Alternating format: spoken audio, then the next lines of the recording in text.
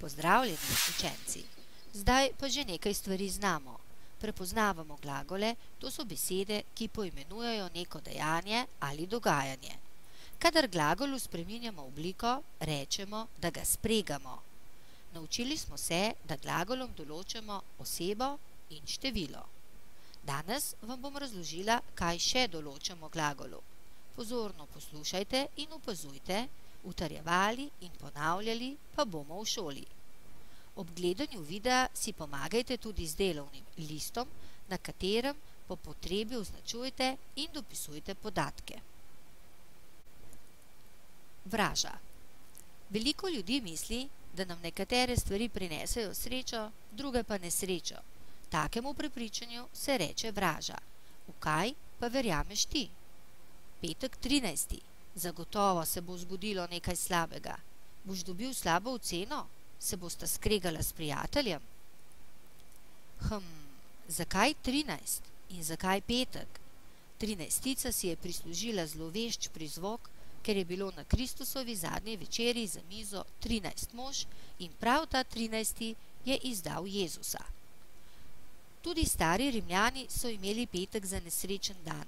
Na ta dan so namreč usmrtili obsojence. Poiščimo glagole v povedih. Misli.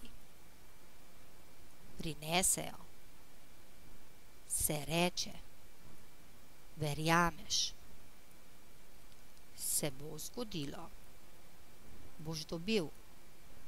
Se bosta skregala. Si je prislužila. Je bilo. Je izdal. So imeli. So usmrtili. Kakšna je razlika med glagoli prinesejo, se bo zgodilo, je izdal? Pa ugotovimo. V čem se razlikujejo glagoli iz prejšnjega besedila? Glagola prinesejo, se reče, sta glagola v sedanjiku. Glagola je izdal, so imeli, sta glagola v pretekliku. Glagola se bo zgodilo, boš dobil, sta v prihodnjiku. Ponovimo. Glagoli imajo naslednje časovne oblike: sedanjik, preteklik in prihodnik.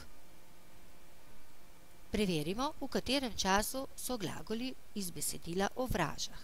Glagol prinesejo je glagol v sedanjiku. Glagola je izdal, so imeli, sta glagola v pretekliku. Glagola se bo zgodilo, boš dobil, pa sta glagola v prihodnjiku. Za zaključek določimo glagolom vse, kar smo se do sedaj naučili. Glagol boš dobil.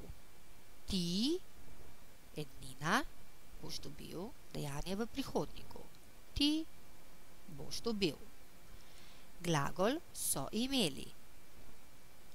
Oni, množina, oni so imeli. Glagol v pretekliku. Tako, spoznali smo, kako glagolu določamo čas. Nasvidenje v šoli. Tako, danes smo spoznali, kako glagolu določamo čas. Znamo pa mu tudi določiti osebo in število. Nasvidenje v šoli.